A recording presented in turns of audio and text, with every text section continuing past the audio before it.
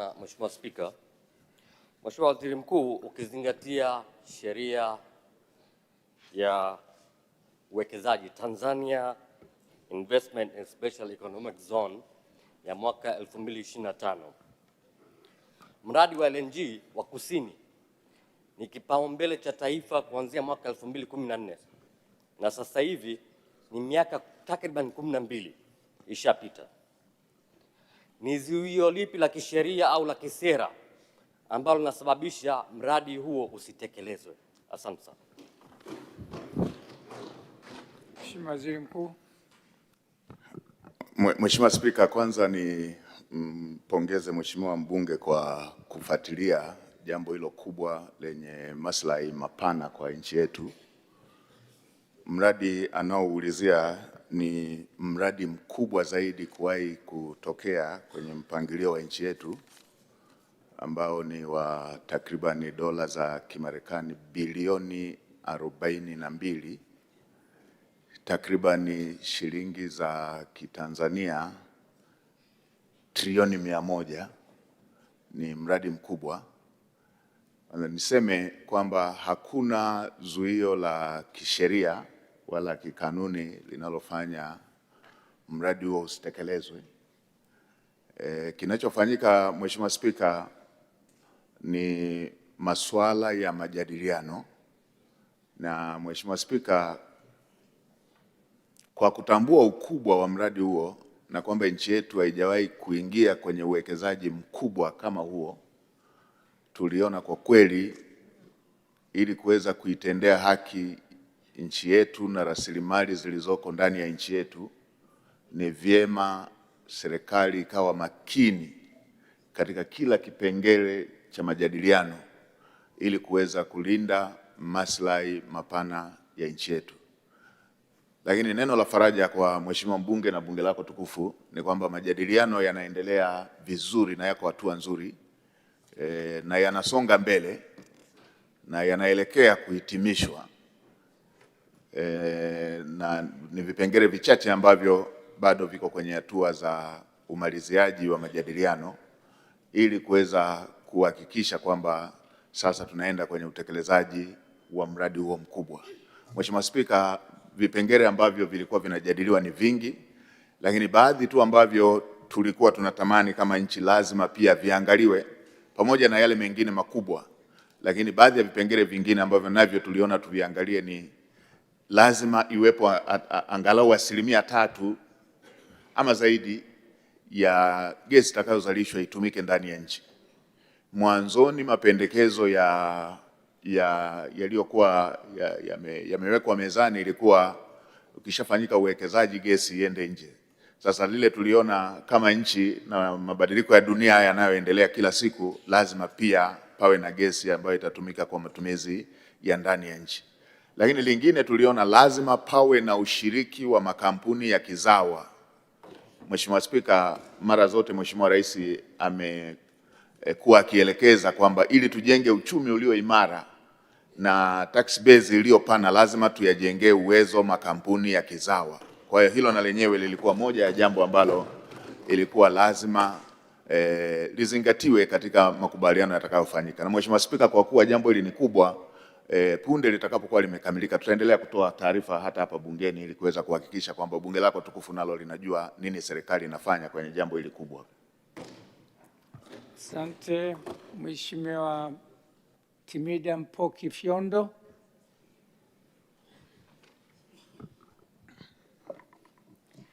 Nashukuru kwa fursa, Mheshimiwa Spika.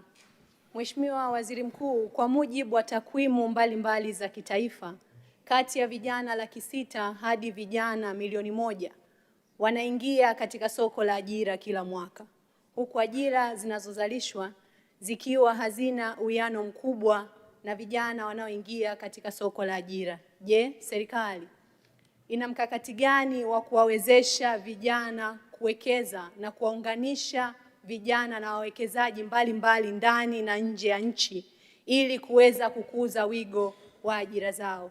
Asante. Mheshimiwa Waziri Mkuu. Mheshimiwa Spika, nimpongeze Mheshimiwa mbunge mbunge wa vijana kwa kuleta swali zuri sana ambalo linagusa maslahi mapana ya vijana na linagusa ajenda kubwa ya ajira kwa vijana ambayo ni ajenda ya dunia, si tu ajenda ya Tanzania, ni ajenda ya dunia.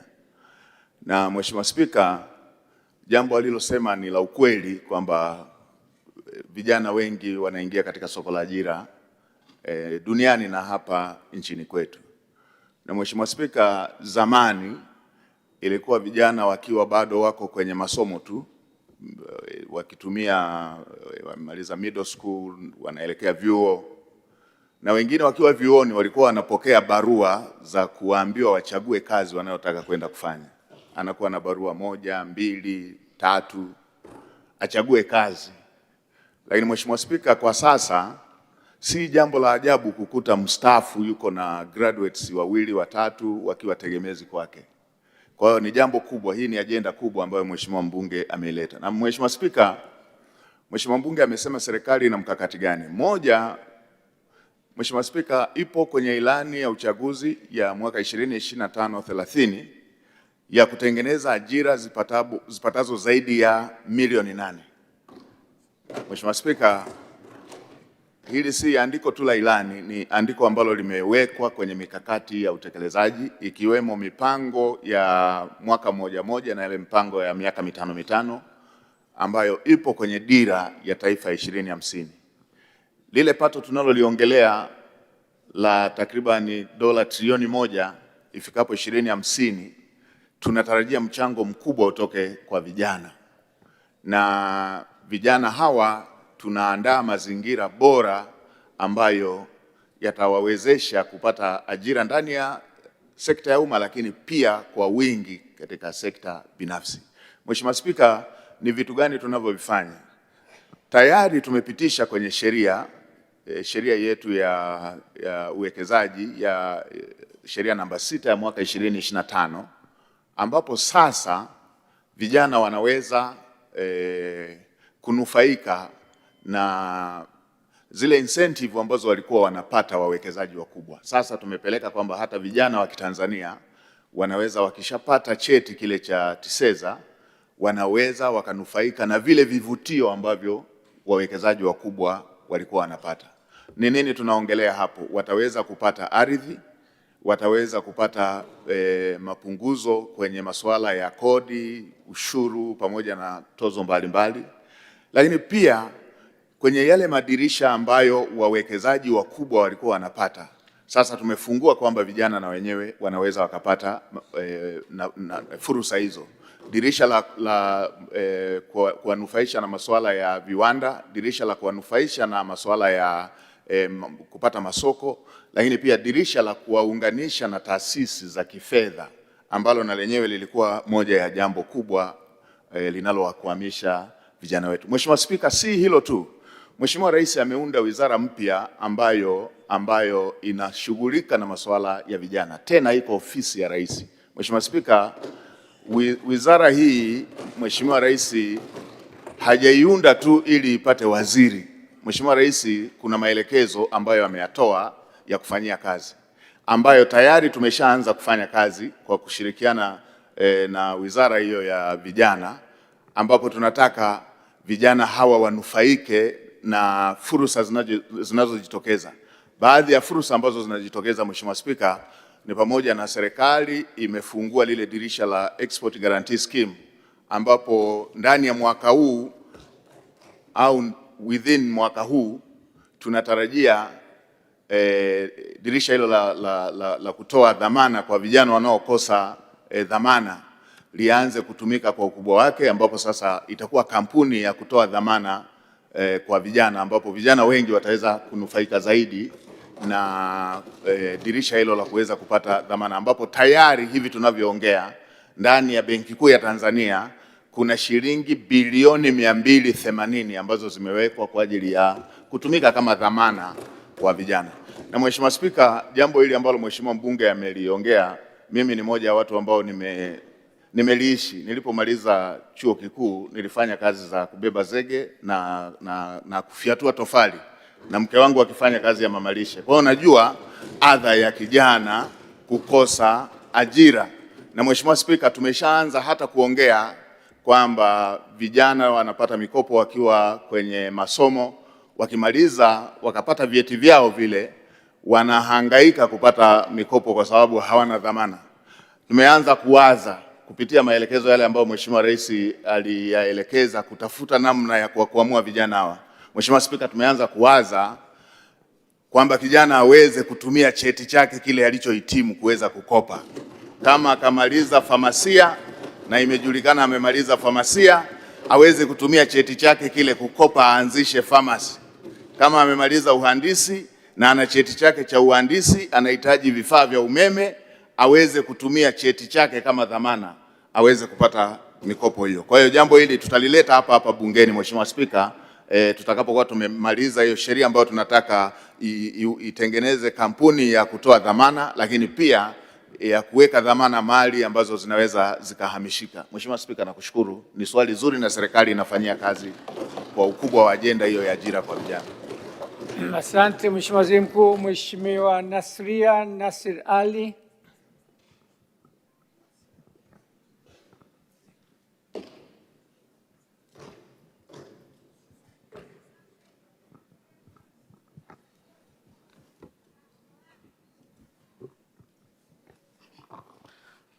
Asante sana Mheshimiwa Spika.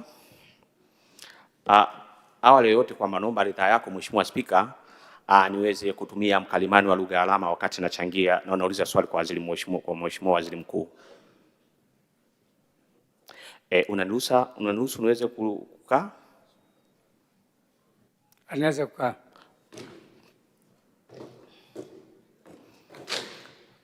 Mheshimiwa Spika, nafurahi kupata nafasi kuuliza swali la moja kwa moja kwa Mheshimiwa Waziri Mkuu. Serikali imefanya uwekezaji mkubwa katika swala zima la elimu hapa nchini, lakini pia serikali imeweza kujenga miundombinu bora ya elimu hapa Tanzania ikiwemo madarasa. Lakini pia kumekuwa na uhitaji wa madarasa hususan kwa watu wenye ulemavu. Lakini swali langu, je, Mheshimiwa Waziri Mkuu, serikali ina mkakati gani wa kuimarisha haya madarasa ya watu wenye ulemavu pamoja na miundombinu katika wilaya, katika shule za wilaya na mikoa? Je, kuna mkakati gani wa kuimarisha swala la miundombinu ya madarasa ya watu wenye ulemavu? Asante Mheshimiwa Waziri Mkuu. Mheshimiwa Waziri Mkuu. Mheshimiwa Spika, nimpongeze Mheshimiwa mbunge kwa kulileta swali zuri ambalo linagusa watu wengi katika jamii yetu ya Tanzania na dunia kwa ujumla. Mheshimiwa Spika, serikali inatambua umuhimu wa kuzingatia miundombinu ambayo inajumuisha watoto wa Kitanzania wenye mahitaji maalum kama ambavyo Mheshimiwa mbunge ametoka kuulizia. Hivi tunavyoongea, Mheshimiwa Spika, serikali imekuwa ikiboresha baadhi ya shule ambazo hazikuwa na miundombinu hiyo na kuzingatia katika ujenzi wa shule hizi mpya kwamba lazima pawe na miundombinu rafiki ambayo inazingatia mahitaji maalum ya watoto wa Kitanzania ambao wana uhitaji wa miundombinu iliyo rafiki. Mheshimiwa Spika, nimetembea mikoa mbalimbali, kila shule ambazo nilizitembelea nimekuta zimewekewa utaratibu huo wa miundombinu ambayo ni rafiki kwa watoto wenye mahitaji maalum katika miundombinu hiyo. Tunavyoongea Mheshimiwa Spika, tuna takriban shule 7,600, zaidi ya 7,600 ambazo ni jumuishi zinazingatia mahitaji maalum kwa ajili ya watoto wenye mahitaji maalum. Na Mheshimiwa Spika, hivi karibuni katika miaka 4 iliyopita, Mheshimiwa Daktari Samia Suluhu Hassan amejenga shule 26 maalum kwa ajili ya watoto wa kike, maalum kwa ajili ya shule kwa ajili ya wasichana katika shule hizo zote 26 maalum kwa ajili ya wasichana zimezingatia pia watoto wenye mahitaji maalum, na kwa ujumla kwa shule za sekondari zipo shule 54 ambazo zimezingatia mahitaji maalum ya watoto ambao wanahitaji miundombinu mahususi kwa ajili ya watoto wenye ulemavu. Lakini si hiyo tu, Mheshimiwa Spika, zipo shule sasa ambazo zinajengwa mahususi kwamba ni shule maalum kwa ajili ya watoto wenye mahitaji maalum. Kuna shule moja nadhani inajengwa kule Chato, wapi pale Mbuye, lakini pana shule nyingine inajengwa mkoa wa Mbeya ambayo na yenyewe itakuwa maalum kwa ajili ya watoto wenye mahitaji maalum, na serikali itaendelea kuzingatia uhitaji wa miundombinu rafiki kwa watoto wenye mahitaji maalum, lakini na uwekezaji kwa walimu watakaokuwa wanawafundisha watoto hao kwa kulingana na mahitaji yanayotakiwa kwa wanafunzi wenye uhitaji huo mahususi. Asante Mheshimiwa Waziri Mkuu. Mheshimiwa Gnesta Kaiser. Mheshimiwa Spika, nikushukuru kwa kunipa nafasi ili nami siku ya leo niweze kumuuliza swali Mheshimiwa Waziri Mkuu. Mheshimiwa Waziri Mkuu, serikali chini ya Wizara ya TAMISEMI inatekeleza sera yake ya elimu bila ada kwa shule za umma kwa maana ya kuanzia darasa la kwanza mpaka kidato cha 4. Na Mheshimiwa Waziri Mkuu, kwenye hili naomba nikaipongeze serikali sana kwa jinsi ambavyo imeona mbali sana kumpa thamani mtoto wa Kitanzania, mtoto wa mzazi mnyonge ambaye kwa hali ya kawaida wasingeweza kuwapeleka watoto wao mashuleni. Mheshimiwa Waziri Mkuu, pamoja na nia njema hii ya serikali, ipo changamoto kubwa sana inayowakumba wazazi pamoja na watoto hawa. Na changamoto hiyo Mheshimiwa Waziri ni michango isiyokuwa rasmi, ni michango olela ya mashuleni. Mheshimiwa Waziri Mkuu, natambua kwamba swala la watoto kula shuleni ni jukumu la wazazi, hilo halina tatizo. Lakini hii michango ya mara kwa mara, kwa mfano, unaambiwa kila mtoto kwa siku lazima waende na shilingi 1500 kwa ajili ya speed test. Lakini sambamba na hilo Mheshimiwa Waziri Mkuu, watoto wanaambiwa kwamba kila siku ya Alhamisi waende na shilingi 3500 kwa ajili ya kufanya mitihani 7 kwa pamoja, yani mitihani ya masomo 7 kwa pamoja. Mheshimiwa Waziri Mkuu, nia na dhamira njema ya serikali ya kuleta sera hii bila malipo ilikuwa ni kwa ajili ya kuhakikisha watoto wa wanyonge wote wanapata elimu hii ya msingi ya darasa la kwanza mpaka ya kidato cha 4. Sasa Mheshimiwa Waziri Mkuu, chini ya waraka namba 3 wa mwaka 2016, ningeomba kufahamu nini kauli ya serikali juu ya shule hizi kwa walimu hawa ambao wameleta mfumo kana kwamba sasa ni kausha damu kwa wazazi, wanawakausha damu wazazi kwa kuwalazimisha waweze kupeleka hii michango ya kila siku. Mfano Mheshimiwa Waziri Mkuu, mzazi mwenye watoto 5 kwa sababu anajua hakuna ada, ni swala la madaftari, ni swala la uniform na chakula, wamewapeleka watoto kwa kasi kubwa sana. Unajikuta mzazi mmoja na watoto 5. Chukua 1500 mara siku 5 mara. Swali lako Mheshimiwa, tuende kwenye swali. Swali langu Mheshimiwa Waziri Mkuu, naomba kupata kauli ya serikali juu ya kukomesha hii dhana ya michango olela mashuleni ambayo inaathiri kabisa utekelezaji wa sera hii ya elimu bila malipo. Asante sana Mheshimiwa Waziri Mkuu. Mheshimiwa Waziri Mkuu. Mheshimiwa Spika, nimpongeze Mheshimiwa mbunge kwa swali lake zuri, na alichokisema ni kweli. Ni kweli kwamba katika baadhi ya maeneo kumekuwepo na michango ambayo inaondoa ile maana halisi ya elimu bila ada. Mheshimiwa Spika, ni kweli pia michango hiyo ikiwa mingi ina athari kwa watoto na kwa wazazi na familia hizo, hasa familia ambazo hazijiwezi. Mheshimiwa Spika, ninasema ni kweli kwa sababu nilipokuwa ziara katika mkoa wa Katavi, alikuja mama mmoja kati ya wananchi waliouliza maswali, akasema mwanae amekosa masomo kwa takriban miezi 2 naenda 3 kwa sababu aliambiwa asiende shule mpaka aende na mchango wa takriban shilingi 50,000, ambalo ni jambo baya.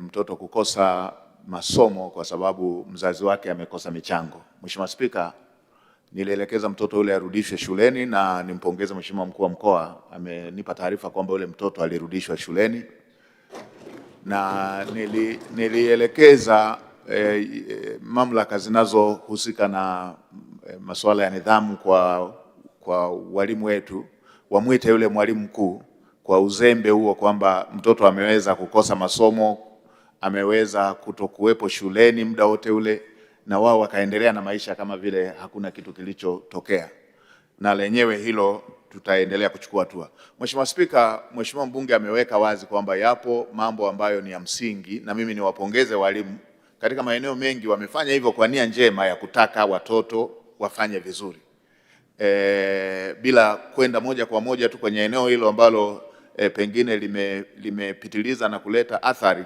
Lakini pia tutambue walimu wamejitoa sana katika baadhi ya maeneo kwa initiative zao kuhakikisha watoto wa Kitanzania wanafanya vizuri. Na Mheshimiwa Spika, bunge lako tukufu linatambua kwamba kwa wingi wa watoto ambao wameendelea kuongezeka kwa vipindi tofauti, ikiwemo hii sera ya elimu bila ada, lakini pia na reentry programs ambazo zililetwa, imesababisha katika baadhi ya maeneo uwiano wa walimu kwa wanafunzi hauko sawa. Kwa hiyo walimu wanajitahidi wale kwa uchache wao ili kuhakikisha watoto wana cover syllabus zote zile. Kwa hiyo niende tu kwenye hoja hii ambayo Mheshimiwa mbunge ametoa. Nimetoa waraka ambao unatoa miongozo ya masuala yanayohusu michango. Moja ya michango ambayo tunakubaliana nayo ni endapo tutataka watoto wapate chakula shuleni, tukasema hata wangekuwa nyumbani wangepata chakula anyway. Kwa tukasema hili si jambo linaloleta mzozo, na hata katika baadhi ya shule, hata katika baadhi ya maeneo hawajaona kama ni tatizo. Lakini michango mingine ambayo inapitiliza, tumesema lazima ifuate mwongozo na iwe na ukomo. Maeneo haya tumeshawaelekeza wakuu wa mikoa, tumewaelekeza makatibu tawala wa mikoa, na tumetoa waraka ambao unaenda sambamba na waraka huu ambao Mheshimiwa mbunge ameunukuu. Tulikuwa na baadhi ya maeneo ambayo yalikuwa yanajitokeza, shule zetu hizi zinakuwa na walimu wanaojitolea na wanalazimika walimu wale walipwe nje ya utaratibu ule wa walimu walioajiriwa.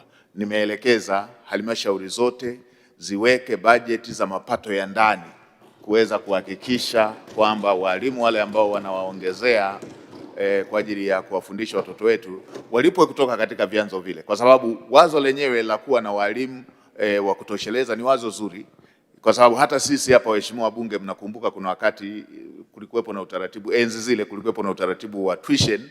Wakati mwingine tulikuwa tunamuelewa mwalimu wa tuition kuliko yule anayefundisha hata pale darasani. Kwa hiyo wazo la kuwa na walimu wanajitolea si jambo baya, lakini walimu hawa hawapaswi sasa kuanza kulipwa na wazazi. Nchi yetu haijataka wazazi kuajiri walimu kwa ajili ya watoto wao. Kwa hiyo mamlaka ya serikali za mitaa pale ambapo pana uhitaji huo wajiratibu, watumie mapato ya ndani kuweza kuhakikisha kwamba badala ya kwenda kwenye michango watumie mapato ya ndani kuweza kuhakikisha wanakava masuala ya aina hiyo. Na Mheshimiwa Spika, pia kwa kuwa tunaenda kwenye utekelezaji wa mitaala mipya, tutaendelea kuboresha, mahitaji yanaendelea kuongezeka katika kumwezesha mtoto aweze kusoma vizuri. Kwa hiyo tutaendelea kuboresha pia bajeti ya serikali, kwa sababu kingine kinachosababisha haya ni ufinyu wa bajeti. Tutaendelea kuboresha bajeti ya elimu, bajeti ya serikali kwenda kwenye sekta zetu za elimu, ili kuweza kuhakikisha kwamba shule zetu hizi zinajitosheleza kibajeti ili kuweza kutimiza yale malengo ambayo walimu wanataka wafanye kwa ajili ya kuwawezesha watoto kuelewa na kufaulu vizuri masomo yao. Asante. Mheshimiwa Isaac Kopriano.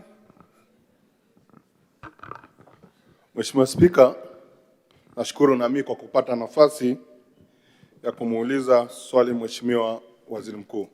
Mheshimiwa Waziri Mkuu, kutokana na ziara zako hususan nchini, umekuwa ukipokea kero mbalimbali kutoka kwa watu binafsi na wananchi, na kero hii imekuwa mengine yakipata majibu hapo kwa hapo na mengine hayapati majibu.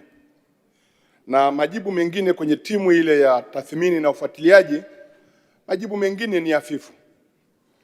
Mheshimiwa Waziri Mkuu, je, serikali ina mkakati gani ya kuimarisha timu ya tathmini na ufuatiliaji ili kuharakisha na kupata majibu ya kero ya wananchi hawa kwa wakati, hususan wananchi wa vijijini? Mheshimiwa Waziri Mkuu. Mheshimiwa Spika, na mshukuru Mheshimiwa mbunge kwa swali zuri, lakini hasa akinukuu mambo yanayojitokeza kwenye ziara. Na Mheshimiwa Spika, nikiri nilienda jimboni kwake pale Monduli, Mtoa Umbu pale, nilikuta wananchi wengi sana wamekusanyika wakiwa na masuala yao ambayo yanahitaji kupata majawabu ya serikali. Mheshimiwa Spika, serikali itaendelea kuimarisha vitengo vyetu vya tathmini. Na Mheshimiwa Spika, kama unavyotambua, kila wizara ina vitengo vyetu hivi vya ufuatiliaji na tathmini. Tunapanga kuendelea kuviboresha, kuongeza bajeti ili viweze kutimiza wajibu wao wa masuala ya ufuatiliaji wa miradi, lakini pia na ufuatiliaji wa masuala mazima yanayohusu uendeshaji wa serikali, wa shughuli nzima za kila siku za serikali. Mheshimiwa Spika, pia serikali imeendelea kuboresha utaratibu wa tathmini na ufuatiliaji na hasa namna ya kufanya engagement na wananchi wetu. Mheshimiwa Spika, tumeenda kwenye utumiaji wa mifumo katika baadhi ya maeneo ambako wananchi wanaweza wakatumia mifumo, waweze pia na wenyewe kuweza kupeleka hoja zao na kupata mrejesho wa hoja hizo ambazo wamezipeleka kupitia mrejesho, ambapo kila wizara sasa ina platform hiyo ya mrejesho, ambapo umeona katika baadhi ya wizara kazi hiyo inaendelea, ikiwa inaongozwa na wizara yetu ya ofisi ya Rais utumishi, lakini nimeshaona pia wizara za kisekta. Nimeona kwenye afya wakitumia dirisha hilo la ongea na waziri, na wizara zingine zote, hata ofisi ya Waziri Mkuu, na sisi tumeshatengeneza hiyo dashboard ambayo tutakuwa tunaendelea kufanya ufuatiliaji wa kupata mirejesho, kupeleka mirejesho kwa wananchi. Na serikali pia imeanzisha call center ambapo itakuwa National Call Center, nadhani center namba 190, ambapo mwananchi anaweza akaongea kwa simu ama akaongea kwa ujumbe mfupi wa kutumia simu zote, simu janja na simu za kawaida, ili kuweza kupeleka hoja yake na aweze kupata majibu. Mheshimiwa Spika, lakini kingine niwahakikishie waheshimiwa wabunge na bunge lako tukufu kwamba usikilizaji huu wa kero haitakuwa jambo la ziara tu.